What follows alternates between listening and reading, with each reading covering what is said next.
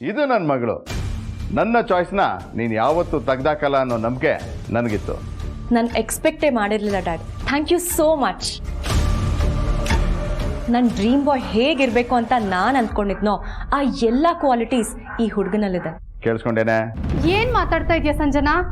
ಆ ಹುಡುಗ ಜೈರಾಮ್ ಅಣ್ಣನ ಮಗಳನ್ನ ದೀಪನ್ ಮದ್ವೆ ಆಗಿರೋ ಹುಡುಗ ತಾನೆ. ಆಗಿದ್ರೇನಂತೆ, ಅವಳ ಜೊತೆ ಸಂಸಾರ ಮಾಡೋದಕ್ಕೆ ಅವನಿಗಿಷ್ಟ ಇರಲಿಲ್ಲ. ಅದಕ್ಕೆ ಮನೆಯವರೆಲ್ಲ ಸೇರಿ ಈ ನಿರ್ಧಾರ ಮಾಡಿರೋದು. ಅವರಾಗವರೇ ಬಂದು ಇಷ್ಟು ರಿಕ್ವೆಸ್ಟ್ ಮಾಡ್ತಿರುವಾಗ ನಾನು ಯಾಕೆ ಬೇಡ ಅನ್ಲಿ? ಅವ್ರು ಹೇಳಿದ್ರು, ನೀವು ತಲೆ ಆಡಿಸ್ಕೊಂಡು ಬಂದ್ಬಿಟ್ರೇನ್ರಿ? ಇನ್ನೇನು ಮಾಡಬೇಕಿತ್ತು? ಹಾಗಲ್ಲ, ನೀವು ಮಾಡ್ತಾ ಇರೋದು ತಪ್ಪು ಅಂತ ಬುದ್ಧಿ ಹೇಳಬೇಕು ತಾನೆ. ಯಾರು ಹೇಗಾದ್ರೂ ಇರಲಿ, ನನಗೆ ನನ್ನ ಮಗಳು ಮುಖ್ಯ.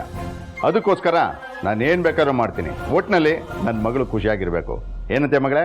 Of course dad, 100% yes. ಈಗ ಡಿವೋರ್ಸ್ ಮತ್ತೆ ಸೆಕೆಂಡ್ ಮ್ಯಾರೇಜ್ ಎಲ್ಲ ಕಾಮನ್ ಅಲ್ವಾ? ಪುಟ್ಟ, ನಾಳೆ ನಿನ್ ಬಗ್ಗೆ ಜನ ಏನ್ ಅನ್ಕೊಳ್ಳಲ್ಲ ಹೇಳು.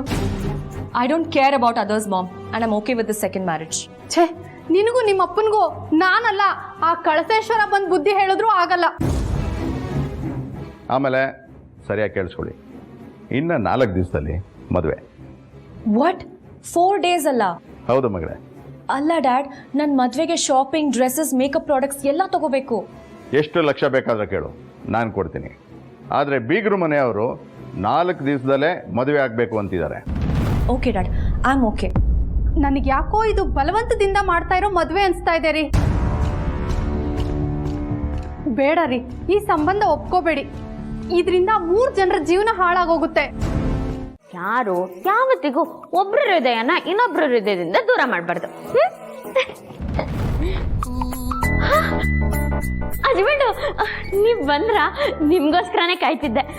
ನೀವ್ ಅವಾಗ್ಲೇ ಹೇಳಿದ್ರಲ್ವಾ ಈ ಹೃದಯನ ನನ್ನಿಂದ ದೂರ ಮಾಡ್ತೀರಾ ಅಂತ. ಬೇಜಾರು ಮಾಡ್ಕೋಬೇಡಿ, ಅದ್ರ ಆ ಥರ ಮಾಡ್ಬೇಡಿ. ನಂಗೆ ಯಾಕೋ ಇಷ್ಟ ಆಗ್ತಿಲ್ಲ. ಯಾರು ಯಾವತ್ತಿಗೂ ಯಾರನ್ನೇ ಆಗ್ಲಿ ಒಬ್ರು ಹೃದಯನ ಇನ್ನೊಬ್ರು ಹೃದಯದಿಂದ ದೂರ ಮಾಡಬಾರ್ದು. ಒಬ್ರು ಹೃದಯದಿಂದ ಯಾರು ದೂರನೂ ಹೋಗ್ಬಾರ್ದು. ಹತ್ರ ಆಗಿರೋ ಹೃದಯಗಳು ದೂರ ಆಗೋದು ತಮಾಷೆನ ಹಸ್ಬೆಂಡು. ಸಂಬಂಧಗಳೇ ಸತ್ತೋಗತ್ತೆ ಅಲ್ವಾ? ಯಾಕೆ ಹಸ್ಬೆಂಡು ಏನು ಮಾತಾಡ್ತಾನೆ ಇಲ್ಲ? ಮ್ಯಾಜಿಕ್ ಮಾಡ್ತೀನಿ, ಹೃದಯನ ಮಾಯ ಮಾಡ್ತೀನಿ, ಅದ್ರ ಬಗ್ಗೆ ಯೋಚನೆ ಮಾಡ್ತಿದ್ದೀರಾ?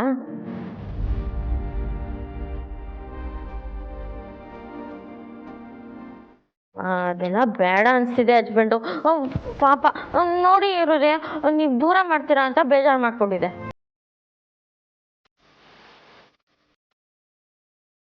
ನೀವು ಹೇಳಿದ್ ನೋಡಿದ್ ನಿಜ. ಯಾರ ಹೃದಯನ ದೂರ ಮಾಡಬಾರ್ದು.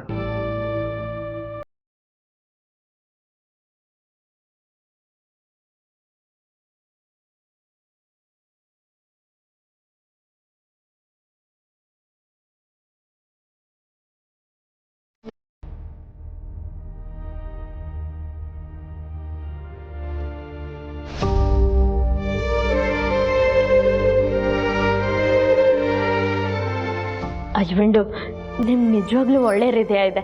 ಅದಕ್ಕೆ ಈ ಹೃದಯನ ದೂರ ಮಾಡದೆ ಇಲ್ಲಿಟ್ಟಿದ್ದೀರ. ನಂಗೆ ಎಷ್ಟು ಖುಷಿ ಆಗ್ತಿದೆ ಗೊತ್ತಾ? ಹಸ್ಬೆಂಡು, ಅದೇನು? ಏನಿಲ್ಲ. ಅಯ್ಯೋ ಕೊಡಿ ನೋಡೋಣ.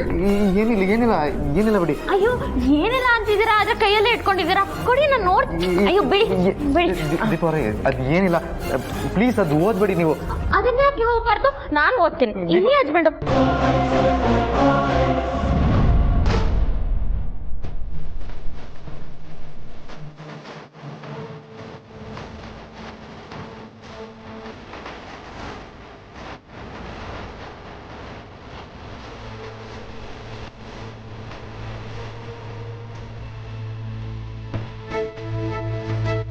ಏನಿದು ಹಸ್ಬೆಂಡು, ನೀವು ನನ್ನ ಬಿಟ್ಟು ಹೋಗ್ತಿದ್ದೀರಾ?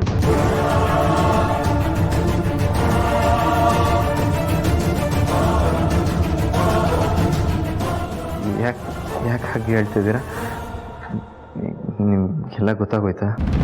ಇಲ್ಲಿ ಬರ್ತಿದ್ಯಲ್ವಾ ಡೈವೋರ್ಸ್ ಪೇಪರ್ ಅಂತ.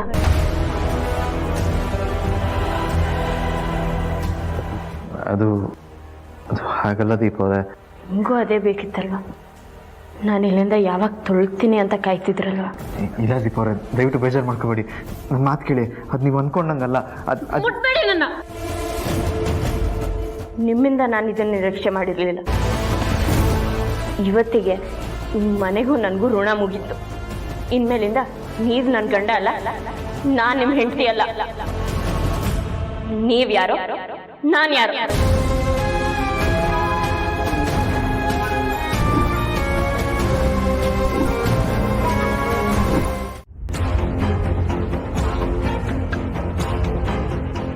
ಗಾಬರಿ ಆಯ್ತಾ ಹಸ್ಬೆಂಡು?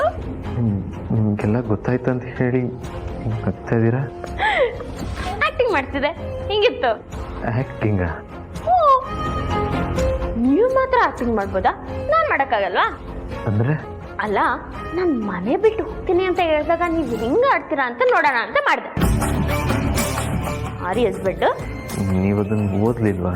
ಅಲ್ಲ ಹಸ್ಬೆಂಡು, ಇಂಗ್ಲೀಷಲ್ಲಿ ಬರ್ದಿದೆ, ನನಗೆ ಓದೋಕ್ಕಾಗತ್ತೆ, ಅಷ್ಟು ಗೊತ್ತಿಲ್ವಾ?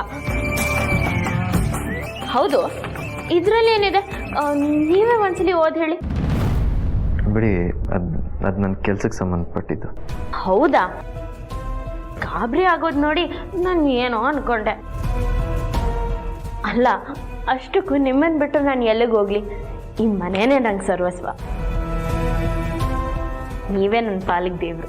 ಕಷ್ಟನೋ ಸುಖನೋ ನಿಮ್ಮ ನೆರಳಲ್ಲೇ ನಾನು ಸಾಯ್ಬೇಕು ಅಂತ ಅನ್ಕೊಂಡಿದ್ವಿ. ಅಂಥದ್ರಲ್ಲಿ ನಿಮ್ಮನ್ನು ಬಿಟ್ಟು ಹೋಗ್ತೀನಾ? ಕನಸಲ್ಲೂ ಅನ್ಕೋಬೇಡಿ. ಯಾಕೆ ಬೇಜಾರಲ್ಲಿದ್ದೀರಾ ಹಸ್ಬೆಂಡು?